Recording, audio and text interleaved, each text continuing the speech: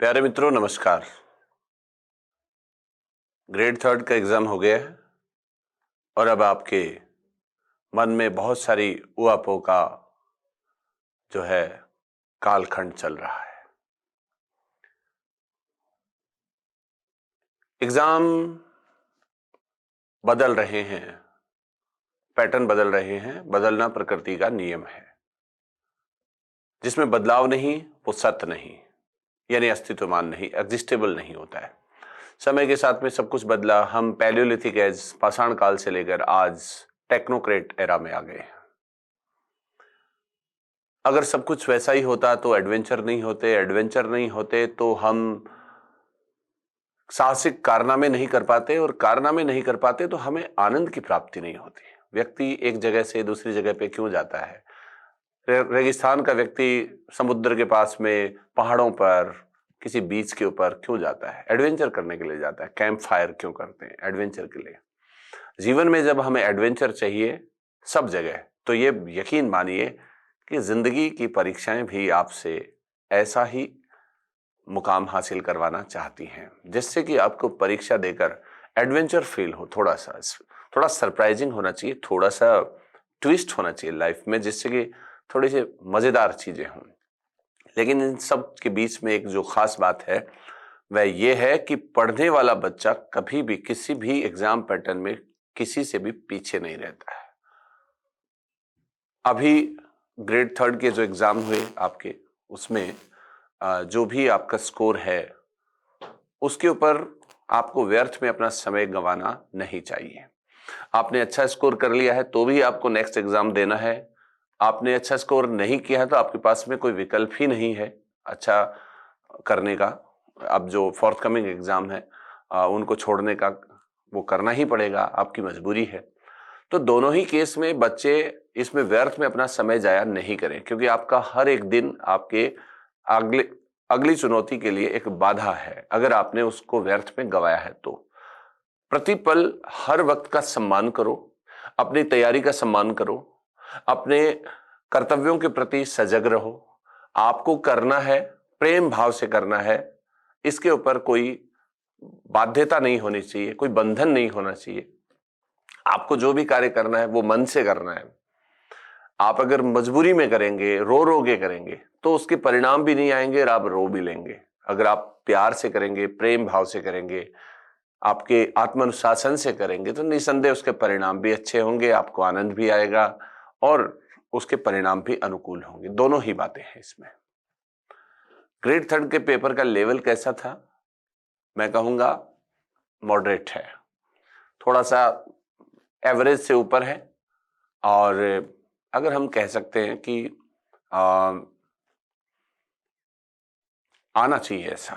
Board की किताबें अगर आप बहुत बढ़िया ढंग से पढ़ते हैं तो इसमें कोई बहुत ज्यादा बाधाएं आती नहीं है। लेकिन हम खंड खंड में पढ़ना चाहते हैं। हम एक समग्रता हमारे अध्ययन में नहीं होती है, और यही हमारा दोष होता है, जिसकी वजह से हम एक्चुअली उसके हकदार जिसके होते हैं वो हमें मिल नहीं पाता है। अगर हमारे एक फ्लुएंसी रहे पढ़ाई में, अगर पढ़ाई में हमारे एक कहानी सी बन रही है, एक कॉन्सेप्ट सा बन रहा है, तो निसंदेह आपकी तैयारी का ट्रैक अच्छा है। किसी व्यक्ति विशेष की तैयारी किसी एक निश्चित वस्तुनिष्ठ नियम पर आधारित नहीं की जा सकती है। ये कोई ऐसा नियम नहीं होता है कि साहब रात इतनी बजे से इतने बजे तक पढ़ने वाले को याद होते हैं, मॉर्निंग में इतने बजे उठने वाले को याद होते हैं, इतना घंटा पढ़ने वाला ही पास होता है। ये सब कुछ ऑब्जेक्टिविटी है, मतलब सब्जेक्टिविटी है, ऑब्जेक्टिविटी नहीं है। वस्तुनिष्ठता नहीं, आत्मनिष्ठता होती है इसमें। बस मन को जो अच्छा लगे, हमें अंदर के भाव में जो संतुष्टिपूर्ण आनंद का एहसास कराए, जो हमारे अंतर्मन को झंकृत कर दे, जो हमें पढ़ने के बाद में खुशी और आनंद का भाव, स्वतंत्रता का भाव दिलाए, बंधन का भाव नहीं दिलाए, पढ़ के मजा आए, तो समझ लो सही ट्रैक पे पढ़ रहे हो और बाधा महसूस कर रहे हो, इसका मतलब आपकी कंटेंट में प्रॉब्लम है। अगर कंटेंट में प्रॉब्लम है तो कंटेंट को समय रहते अगर आपने परिवर्तित नहीं किया तो आपको एक सफलता और देखनी पड़ सकती है, और उसके बाद में आपको बदलना पड़ेगा। अगर वाकई आप 100% ईमानदार रहे हैं और उसके बावजूद आपके सिलेक्शन में बाधाएं आई हैं तो निसंदेह आप अपने कंटेंट को अपडेट कीजिएगा। आप योग्य व्यक्ति या योग्य मार्गदर्शन के अंदर अपने संभावनाओं को तलाशिएगा। ये वक्त की जरूरत है। अपना अनुशासन है उसको शुरू कीजिएगा। आत्म अनुशासन महत्वपूर्ण होता है। हम अनुशासन को बंधन मानते हैं, बंधन नहीं होता। अनुशासन तो स्वतंत्रता की पहली सीढ़ी है। अनुशासन आपके अंदर से होगा, आपके अंदर से कुछ करने का भाव होगा तो बाह्य आरोपित नहीं होगा, आत्म प्रेरित होगा तो निसंदेह आपको बहुत बेहतर हासिल होने की संभावनाओं का संसार आपके लिए खुल जाएगा। ये पढ़ाई को लोग बाधा मानते हैं, पढ़ने को लोग एक मजबूरी मानते हैं। मैं कहता हूं कि पढ़ाई वह सुंदर, सत्यम शिवम सुंदरम तीनों है। आपको वह ओम नमः शिवाय जैसा अनुभव कराती है, वह अहम ब्रह्मास्मि जैसा भाव दिलाती है, वह आपको मुक्त करती है बंधनों से, वह आपको सच्चाई की ओर निकलने का आरंभ देती है। आप सभी में क्षमताएं हैं। किसी व्यक्ति विशेष में कोई विशिष्टता नहीं होती है। हर व्यक्ति में ईश्वर संभावनाएं देके भेजता है। अगर हम किसी व्यक्ति को कमतर मानते हैं या अपने आप को कमतर मानते हैं तो दोनों ही चीजें अतिवादी हैं। ईश्वर ने जिस क्रिएशन को क्रिएट किया है उसमें दोष ढूंढना और फिर ईश्वर को मानना, ये तो विरोधाभासी हुआ ना। हम जिनके प्रति हम अर्पित हैं, जिनके प्रति हमें हमारे मन में एक कार्पण्य भाव है, दास भाव है, विनीत भाव है, जिनको लेकर हम बेहद उत्साहित हैं, वो हमारे आराध्य हैं, वो हमारे ईश्वर हैं, जिन्होंने पंच महाभूत के साथ हम सबको क्रिएट किया है। उसकी निर्माण और उसकी सृष्टि में दोष कदापि नहीं हो सकता है। दोष फिर कहां हुआ? केवल हमारे माइंड सेट में होता है। अपनी इज्जत नहीं करना, अपने मनुष्य होने की, अपनी मनुष्यता का सम्मान नहीं करना और दूसरों की मनुष्यता का सम्मान नहीं करना ही सबसे बड़ा अवरोध है। इस प्रतियोगी युग में आपके अपने आप को अच्छा मानना है, सुपरलेटिव मानना है। ईश्वर ने बनाया है तो शक की गुंजाइश ही नहीं रहती है। कौन है जो आपको सर्टिफिकेट दे सकता है कि आप अच्छे हैं, आप बुरे हैं? आप अपने आप में यूनिक हैं। आप जैसा इस दुनिया में कोई नहीं है। इसलिए आप अपना सम्मान करें। और आपको जब ज्ञान प्राप्त होगा तो ज्ञान प्राप्त होने के बाद आप नृत्य करने लग जाएं। ऐसा ज्ञान प्राप्त करो जो रोम रोम में आपको सुंदर, सत्यम और शिवम का एहसास कराए। ऐसा ज्ञान प्राप्त करो जो आपको बाधा नहीं बल्कि नृत्य करवाए। आपके अंदर आपकी आत्मा झंकृत हो जाए और बाहर सब कुछ ऐसे निकले कि आप स्वयं आलोकित हो और दूसरों को भी आलोकित करें। वो एक एहसास होगा, वो एक ऐसी अवस्था होगी जो आपको औरों से अलग कर देगी और वह केवल ज्ञान है।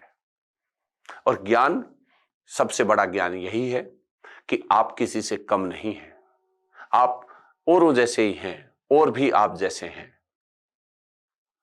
अपनेपन का एहसास, आप इस ब्रह्मांड में एक यूनिक चिदणु है, इस बात का एहसास, और आप में असीम संभावनाएं हैं। एक शिक्षक का दायित्व केवल इतना होता है कि वह अपने शिष्य को, जिसके अंदर क्षमताएं हैं, क्षमताओं से रूबरू करवाए। इससे ज्यादा शिक्षक कुछ नहीं कर सकता है। हाँ, एक कंटेंट की फ्रेमिंग करना भी उसका पार्ट है। जो कंटेंट हम पढ़ते हैं उसका सार बना के, उसका समग्रता उसको देके और उसको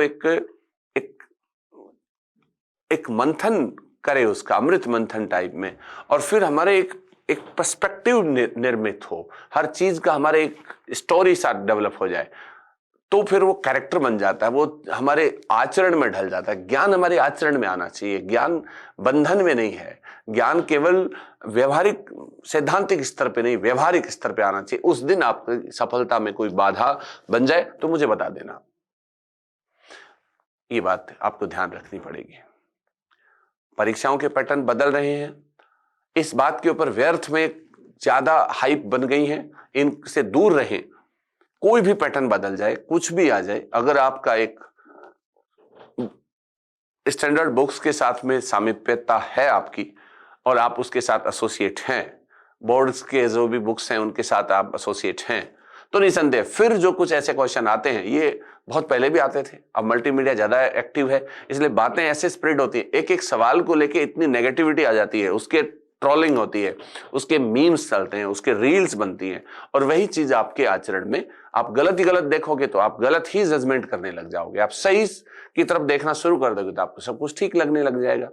इसलिए अपने परिवेश, अपने चारों ओर आने वाले इनपुट्स को आप रोकें।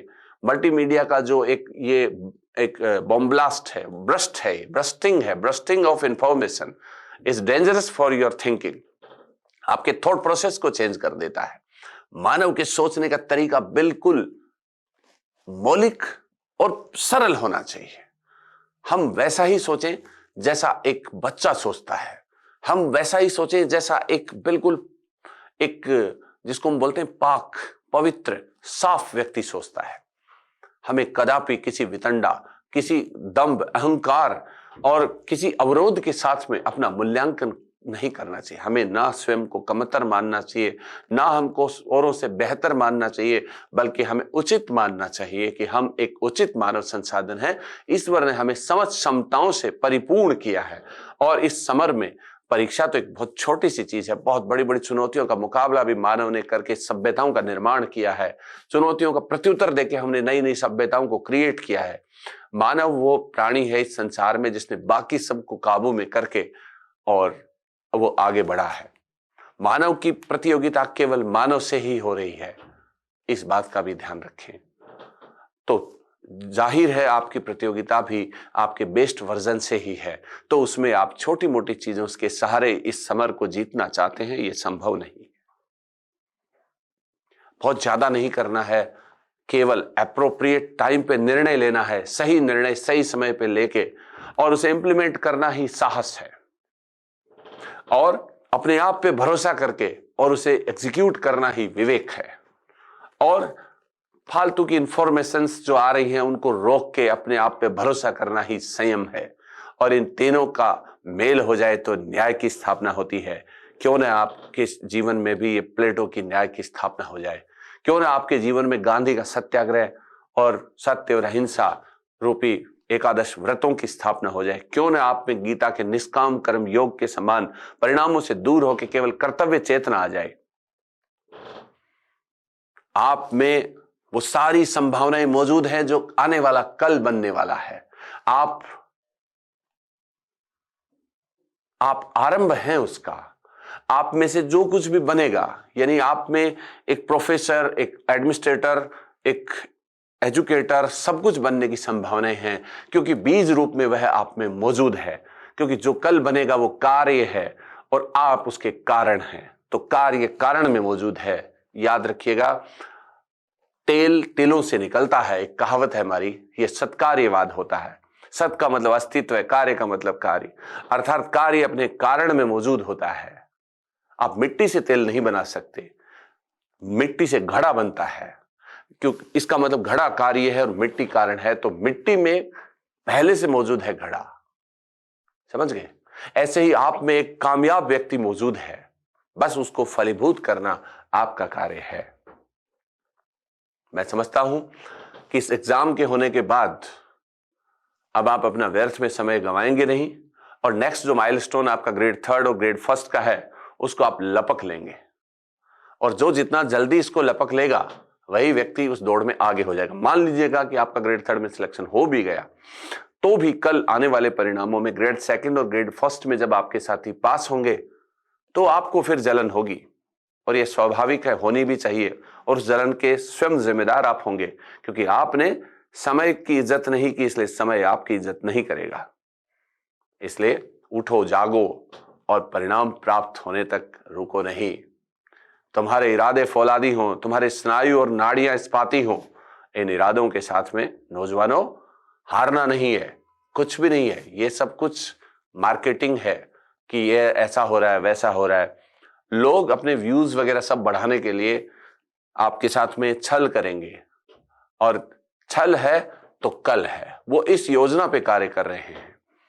याद रखें, आप जब अपने अंदर इनपुट्स आने ही नहीं देंगे, अपनी सकारात्मक ऊर्जा को आप बचा के रखेंगे अपने अंदर ही, और नकारात्मकता को बाहर से ही उसका आप संवर कर देंगे, और पहले से अगर नकारात्मकता तो उसका आप निर्जरा कर दें, तो आपको कैवल्य की प्राप्ति हो जाएगी।